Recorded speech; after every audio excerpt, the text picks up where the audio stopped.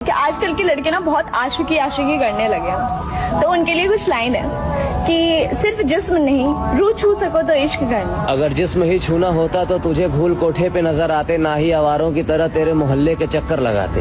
और हाँ, कपड़े उतारना सबूत नहीं वफा का, दुपट्टा संभाल सको तो इश्क करना। कपड़े उतारना सबूत नहीं वफा का, लेकिन उम्र के साथ साथ जवानी भी एक दिन ढलती है। और रही बात दुपट्टे की, तो पहले तुम पहनो तो सही, अगर हम ना संभाले तो हमारी गलती है।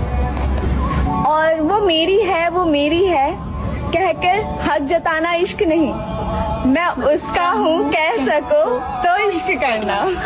हाँ, वो सिर्फ मेरी थी क्योंकि मैं सिर्फ उसको अपना मानता था। अब उसके दिल में हजारों हैं, शायद ये नहीं जानता था। और रही बात हक जताने की, तो वो मोहब्बत ही क्या जिसमें हम अपना हक न जताएं।